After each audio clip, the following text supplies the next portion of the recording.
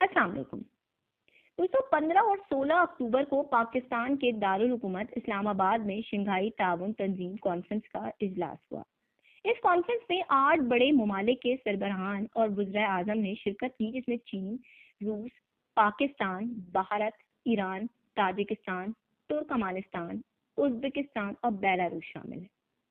Shanghai تعاون تنظیم کی بنیاد 2001 میں شنگھائی میں رکھی گئی۔ اس وقت چین اور روس اس کے ممبر تھے، پھر تاجکستان، ازبکستان اور ترکمانستان اس میں شامل ہوئے۔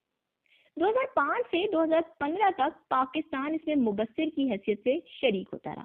پھر 2010 میں پاکستان نے اس میں رکنیت کی درخواست دی اور 2015 میں اسے منظوری ملی، اور 2017 میں نواز شریف کے دور حکومت میں باضابطہ طور پہ پاکستان نے شنگھائی تعاون تنظیم کی رکنیت حاصل کی۔ اس تنظیم کا اجلاس ہر سال رکن ممالک کے دارالحکومت میں ہوتا ہے۔ اس سال پاکستان نے اس کانفرنس کی میزبانی کا شرف حاصل کیا ہے اور اگلے سال روس اس کی میزبانی کرے گا۔ یہ تنظیم دنیا کی 40% آبادی کی ترجمانی کرتی ہے، کیونکہ چین اور روس جو کہ آبادی اور رقبے کے لحاظ سے دنیا کے بڑے ممالک ہیں، وہ اس کا حصہ ہے۔ اس کے علاوہ 4 بڑی ایٹمی طاقتیں بھی اس میں شامل ہیں، جس میں بھارت، چین، روس اور پاکستان شامل ہیں۔ اس تنظیم کا مقصد رکن ممالک میں سیکیورٹی اور استحکام کو فروغ دینا ہے، جبکہ دہشت گردی، انتہا پسندی اور منشیات کی سمگلنگ کی روک تھام اس تنظیم کے مشترکہ مسائل ہیں۔ اب ہمیں دیکھنا یہ ہے کہ پاکستان میں اس کانفرنس کا انعقاد کس قدر سود مند ہے۔ تو یہ صاف ظاہر ہے کہ پاکستان کے وسیع تر خارجہ پالیسی کے منظر نامے پر یہ اجلاس انتہائی اہمیت کا حامل ہے، کیونکہ اس کانفرنس میں تمام رکن ممالک نے پاکستان کے ساتھ تعاون کرنے کی یقین دہانی کرائی ہے۔ اس کانفرنس کے ذریعے روس کے ساتھ بھی پاکستان کے تعلقات مثبت سمت کی طرف گامزن ہوئے۔ روس کے 71 اراکین کے وفد نے اس کانفرنس میں شرکت کی اور پاکستان کے ساتھ تجارت، توانائی، سائنس و ٹیکنالوجی اور علاقائی روابط کو فروغ دینے پر بھی زور دیا ہے۔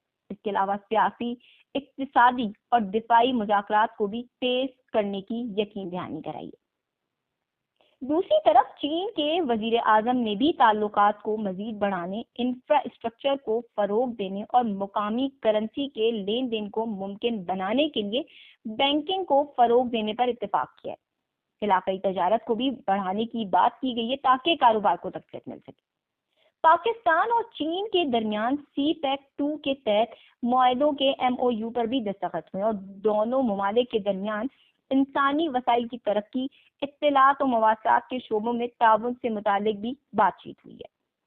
بھارت کے وزیر خارجہ جے شنکر کی پاکستان میں آمد نے بھی یہ بات واضح کر دی ہے کہ پاکستان سے وہ تعلقات کی بہتری کے خواہاں ہیں۔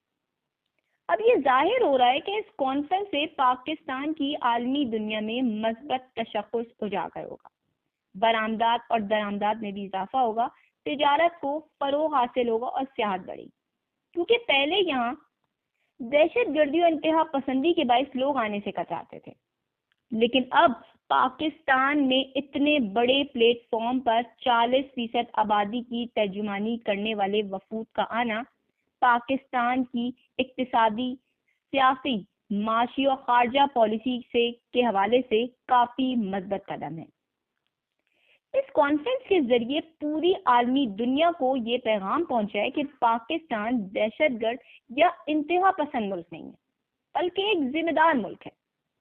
اس کانفرنس کا احسن انداز میں اختتام یہ بات واضح کر رہا ہے کہ پاکستانی عوام امن کی خواہاں ہے اور اپنے ملک کو ترقی کی راہ پر گامزن کرنے کی خواہش مند بھی۔